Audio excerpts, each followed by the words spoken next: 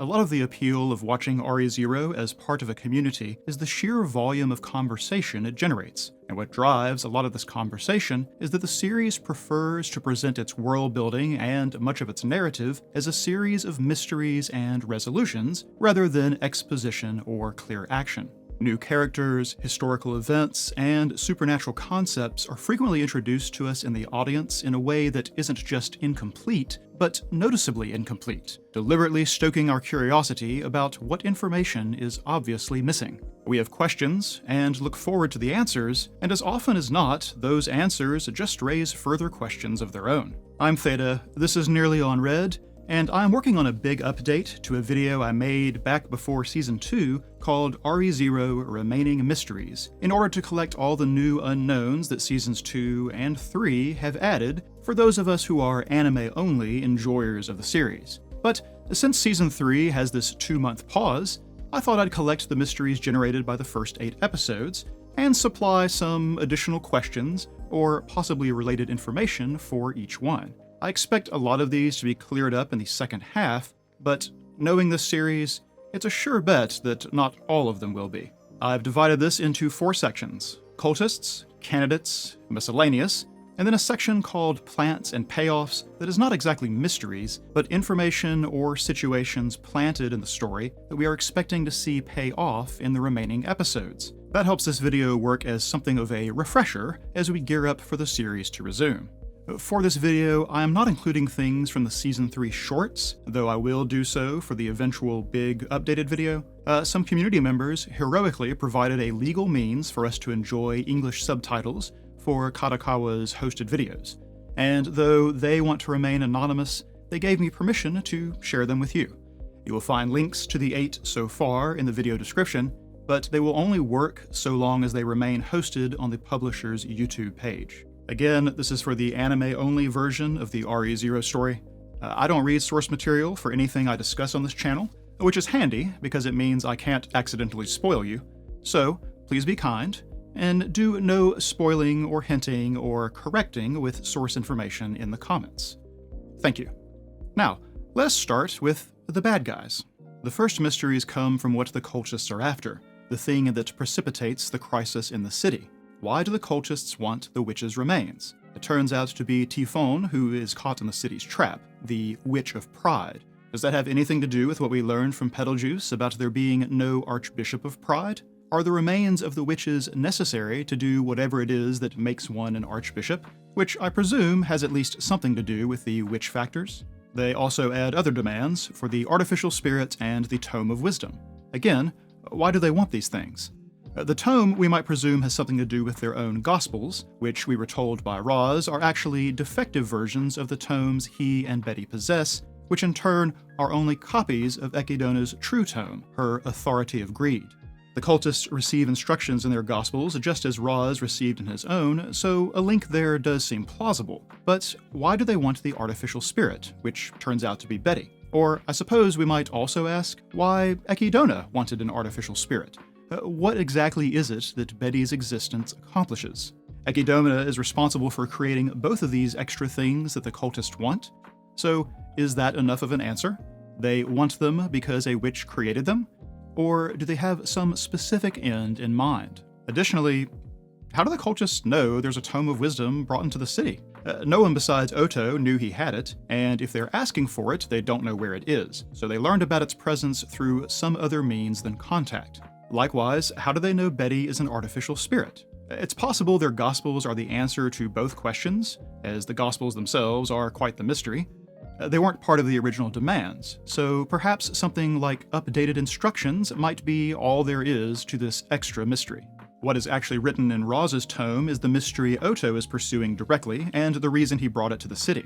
Is there some kind of scheme set up long in advance, awaiting some future trigger or conditions? And while Oto was trying to get it restored, does that mean just the legibility, or does it also mean the functionality? I would assume the former, for who in this world can restore the things the witches make, but would the cultist be interested in a tome that doesn't actually work? There's also a kind of oddity to their obedience to the Gospel's prescriptions.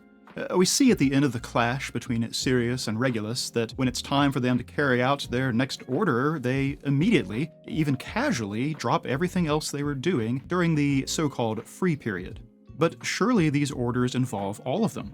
Why then do they attack one another, as these two were doing, or threaten each other with death, as when Regulus suggests blowing away Coppola's tower with her in it? Wouldn't actually killing each other endanger the next step? Additionally, at one point, the Gospels were fixed on Amelia herself, the ordeal that Betelgeuse was trying to carry out, but now there's no contradiction when one tries to kill her while another tries to marry her. It would seem they are unified when specifically instructed to do so, and are otherwise a group of capricious individuals. So now let's talk about specific cultists. We have met two, perhaps three new ones, the first of which is Sirius Romana Conti, though whether she should claim that full name seems a matter of debate. Her appearance demands our attention in multiple ways. Why is she almost entirely wrapped in bandages? The one eyelid we can see appears burned, and so maybe the rest of her is as well, and it's no more complex than that. But those bandages also obscure the other mystery of her appearance, the very unique features she shares with Amelia, Satella, and Fortuna. The same distinctive iris and pupil, the same silver hair, and we can tell from the outline that she has an elf's ear shape as well. From Amelia's memories in the first trial, we saw a whole village of elves, and she and Fortuna were the only ones that looked anything like that, which raises a rather terrible possibility, that this may in fact be Fortuna's body, and the bandages prevent Amelia from recognizing it, at least for now. After all, Juice was a spirit inhabiting bodies, and perhaps Sirius is the same. We also had the concept of corpse soldiers introduced this season, adding yet another possibility. Sirius even makes a comment about maggots that just keep coming back when she burns them, which sounds like a problem an animated corpse might have.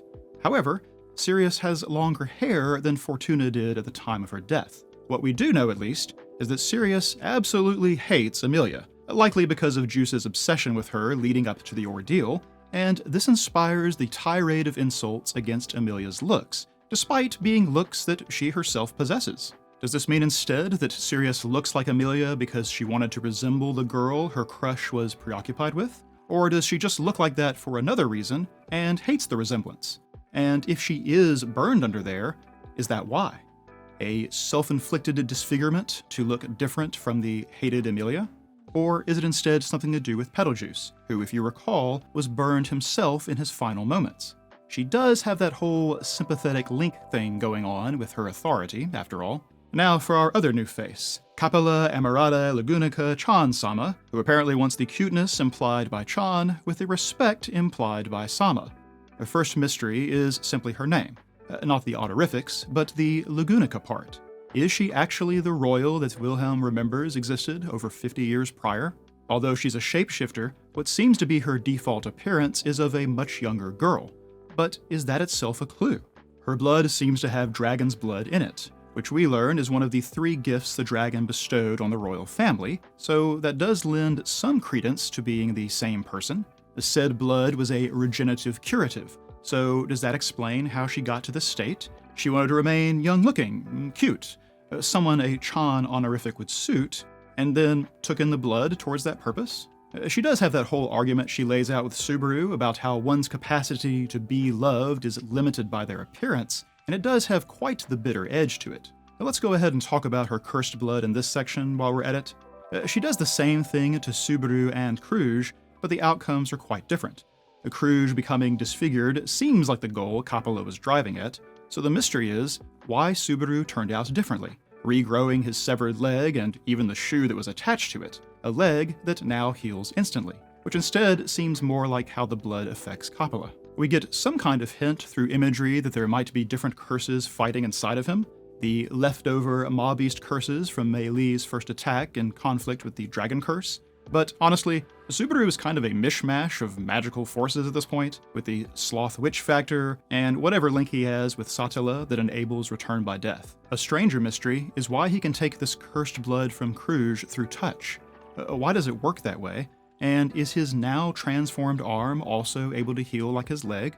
And what would have happened if he had taken all of it from Kruge? If his entire body took on that cursed appearance, would he be invulnerable in the way that Coppola seems to be?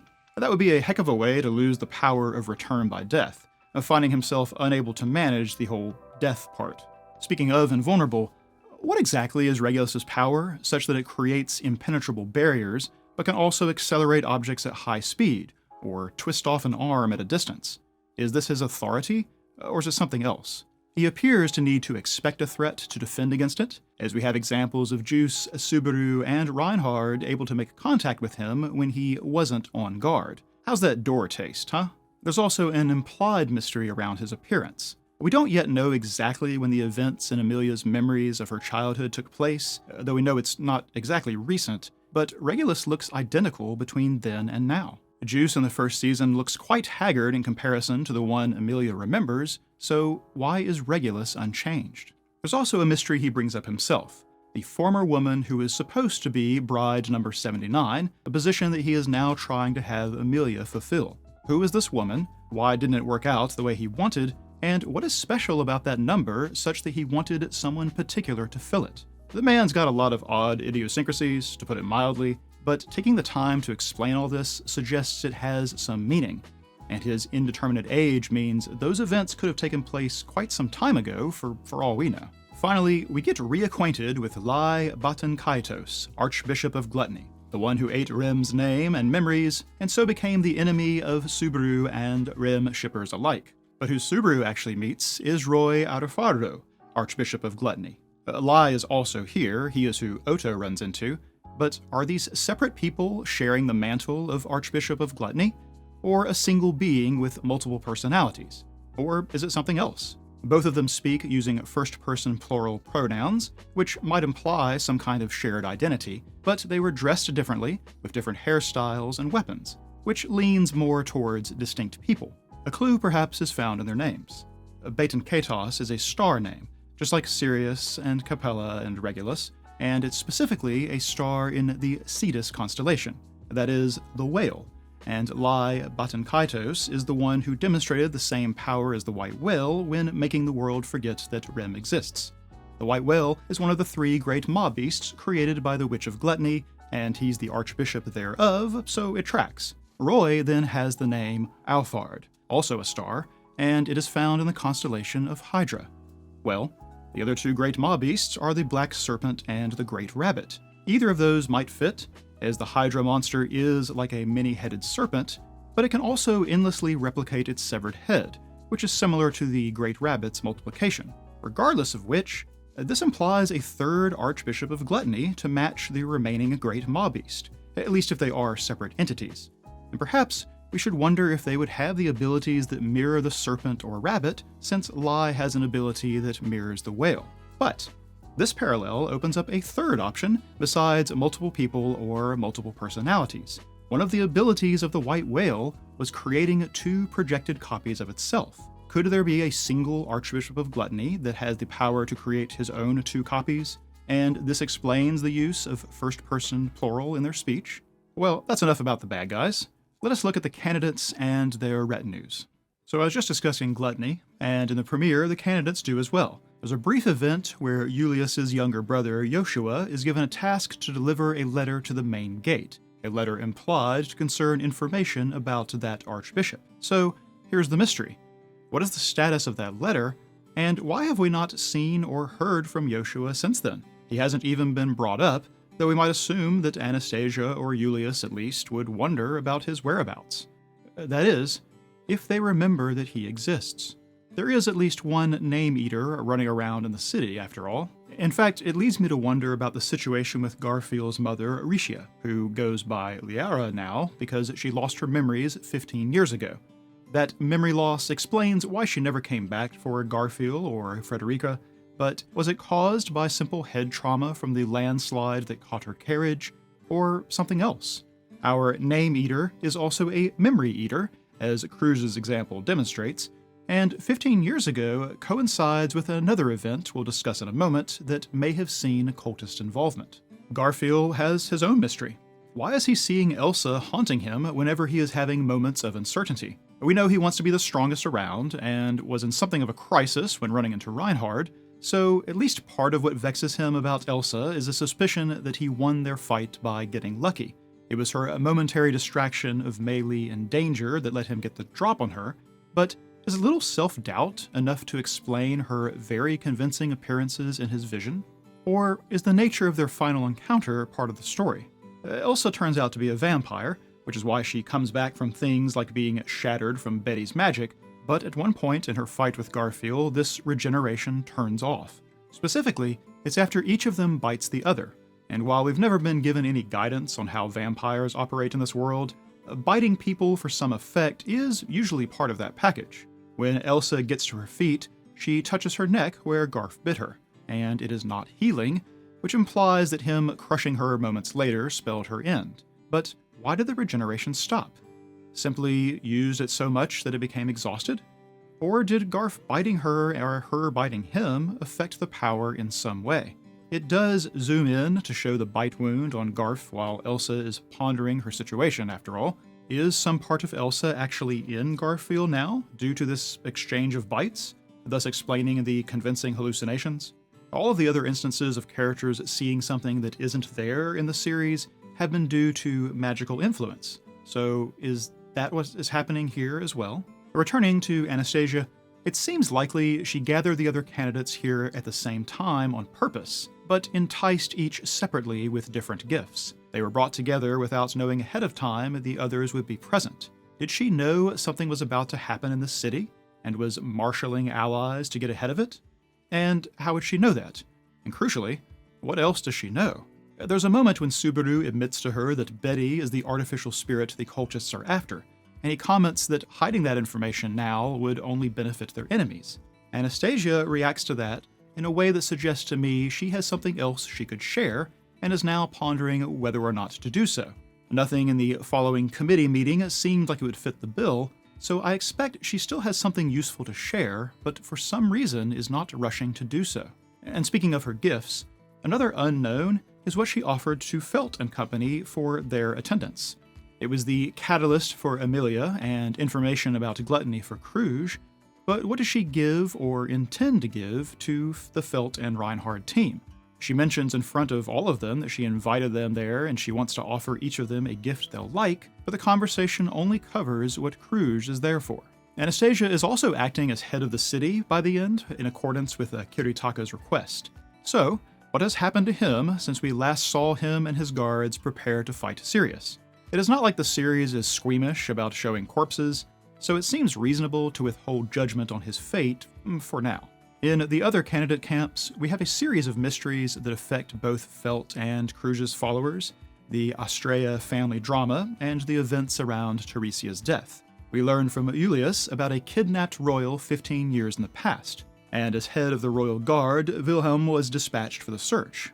In his absence, the White Whale appeared, and though Teresia went to face it in his stead, she lost the Master Swordsman power, which passed to Reinhard. As a result, Teresia died, and Wilhelm blamed Reinhard in his grief, though Wilhelm now believes he is the one at fault, having deliberately sidelined Teresia since she didn't love the sword, and thus believing the Master Swordsman power sought a vessel that would actually use it.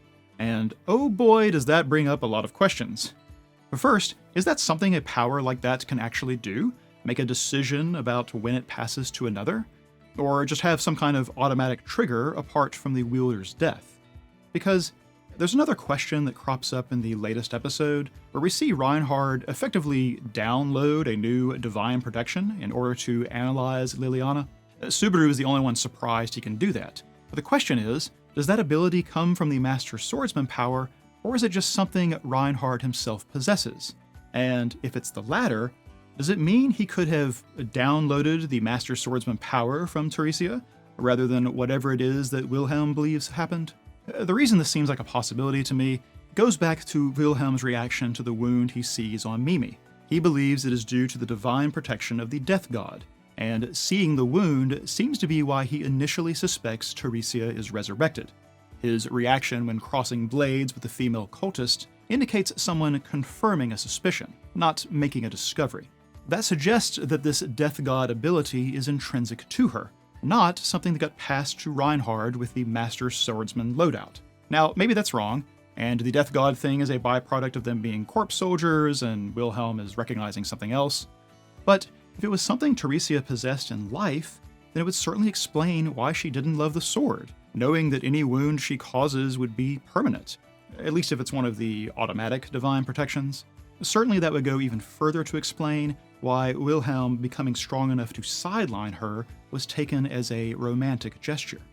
Whatever the truth here, all those things happening at the same time 15 years prior seems way too convenient to all be coincidence. So, who set this in motion, and what was the intended outcome? The inciting event is the kidnapping of the royal, and although Julius does not actually specify whether they were recovered, I think we can presume they were not. And we can probably assume who the kidnapped victim is. Or at least we have a leading candidate. When Reinhard runs into Felt early in the first season and sees the insignia glow in her hand, he immediately asks her name and age, and her answer being 15 and not having a family name only spurs him on to take her into custody. He plainly has a specific person in mind when he's asking these questions, and then becomes the one backing her for the selection process. If she was the royal whose kidnapping caused his family such grief, then his enthusiasm towards supporting Felt makes a world of sense. It must seem like he is putting past wrongs to right again. But is this the truth of it? If Felt is a royal, after all, then what about the dragon's covenant with the royal family? Shouldn't it still be in place? And how exactly did she come to be living in the slums with old man Romji looking out for her? At the very least, Romji knows something about her origin, as he expressed some dismay to learn that she got involved with the Astrayas. Indeed, he knew how to sneak into the throne room, which makes me wonder if he wasn't the one who kidnapped Felt in the first place, and ended up raising her instead of whatever he was originally supposed to do. And while we haven't seen any images of the royal family to this point, we have someone at least claiming the Lagunica name. Putting Coppola and Felt side by side, we might believe they could be related. But whether or not any of that is true, what was the original kidnapping about? And how much about the timing of the whale's appearance and the passing of the Master Swordsman power could someone actually plan for? It suggested that the white whale appearances and cultist activities often coincide, and Lai outright calls it a pet. So the witch's cult strikes me as at least part of the answer to who is behind those events.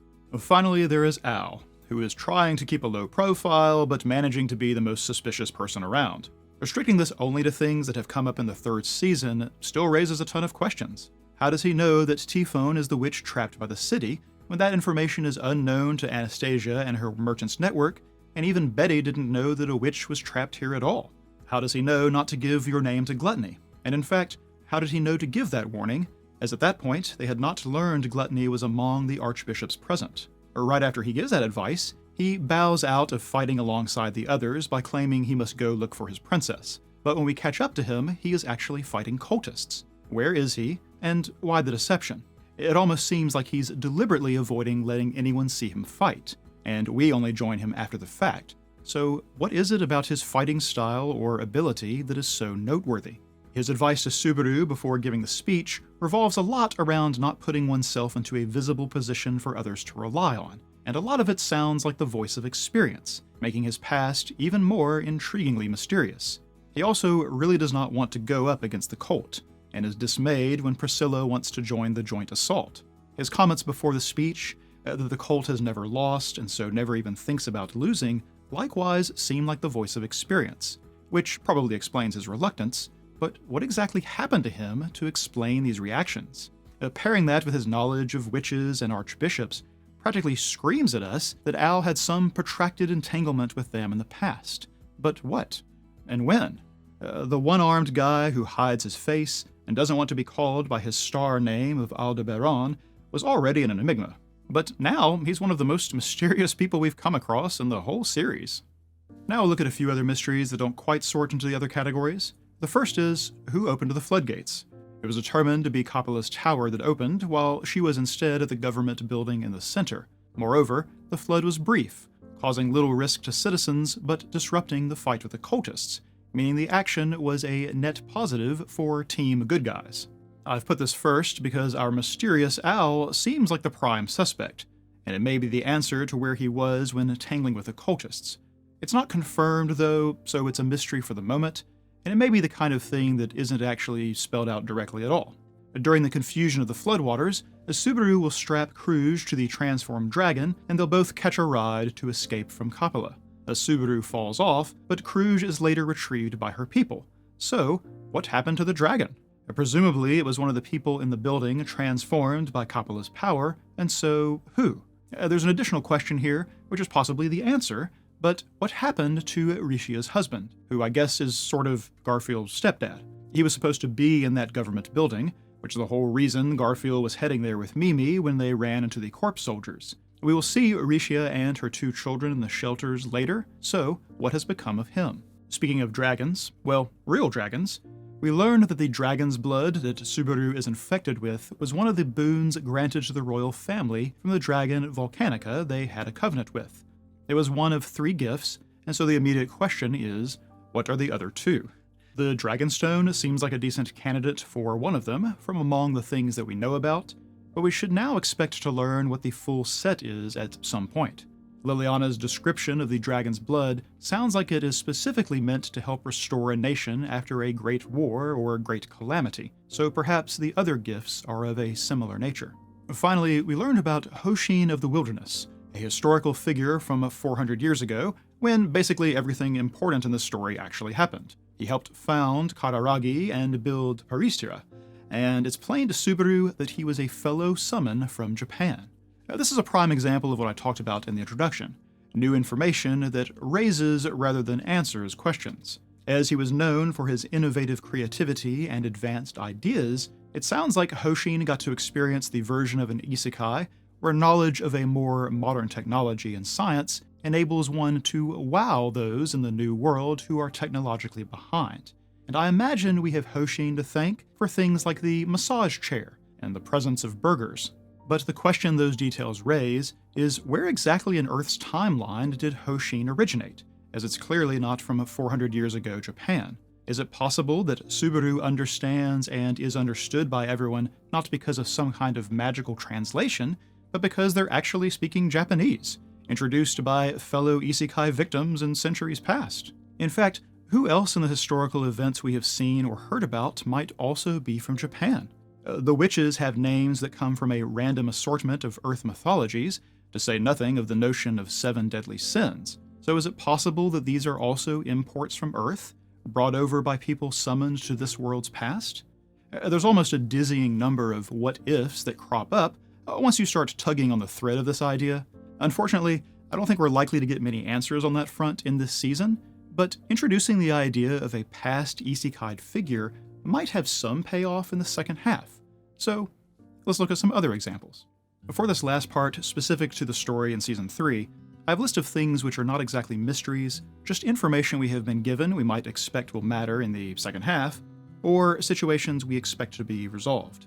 These things are planted in the story and our awareness, and are awaiting their payoff. For example, Betty is catatonic due to exhausting her mana.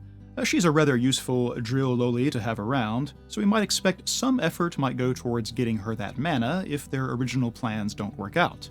Mimi is also in an incapacitated state, and her siblings are reduced because of it, so surely lifting that curse will be someone's priority. We know that Subaru and Oto ran into 2 different versions of the Archbishop of Gluttony, but because people seem to shy away from speaking their names, they do not discover the discrepancy. As such, we expect a moment when this realization strikes, and perhaps expect the oversight to cause a problem of its own. Back in the premiere, we learned a lot of things about the city, and most of them have come back up again, such as the 4 towers with water gates or the broadcast media. But one thing that hasn't yet impacted the story is information about the water magic stones which control the flow of water in the canals. We are even shown which tower houses this apparatus. So with that much information, I think we can count on someone putting them to use. Amelia was also lured to the city in the first place due to the catalyst that might let her recall Puck from wherever it is he's disappeared since the end of events in the sanctuary. These were in Kiritaka's possession, and they were negotiating over them before Subaru screwed things up. But whether or not Kiritaka still lives, those gems are probably kicking around here somewhere or another. Puck would certainly be useful to have around right about now, but if the gems have something to do with spirits, then is it possible they could do something for Betty? Our candidates and their champions were carrying out a simultaneous assault on the towers when we paused the season, but the assignments weren't arbitrary. In particular, Reinhard was steered away from being in the Coppola strike force, even though it's probably the toughest fight, because Wilhelm is trying to keep him from finding out about Teresia. That seems like the kind of well-meaning gesture that could backfire, so let's remember that not all the divisions were based on maximum efficacy. Along those same lines, Julius appears to be headed to assault Gluttony with Ricardo just because of being the last two who were assigned. But if Joshua really has been forgotten due to Gluttony's actions, then having Julius be in that strike force might be an unforeseen complication. There are also some rogue elements aside from the cultists or those who were in the strategy meeting. Felt and her posse are roaming around to some end, and they at least might be a surprise aid to one group or another, but Heinkel has also slipped his bonds and now moves freely in the city. He's afraid of the cultists, but isn't above a little treachery, so he is really an X-factor in the coming conflict. So too is this last planted information. The Coppola can shapeshift to look like other people. She may pose as one of the candidates or their champions to undermine the plan, but it's entirely possible that this has already happened and we simply haven't learned of the deception. Knowing that possibility exists, but not whether it has been utilized, makes for a really interesting thing to keep in mind when rewatching the first half of this season. And that is all for this collection of mysteries and unresolved situations from the first half of Season 3. The series resumes this week, and we'll start to get at least some of these answers. We'll be continuing our synchronized watch and discussion streams over on Twitch, and I'll continue making little videos to synthesize our conversations around each episode. So, I will see you soon.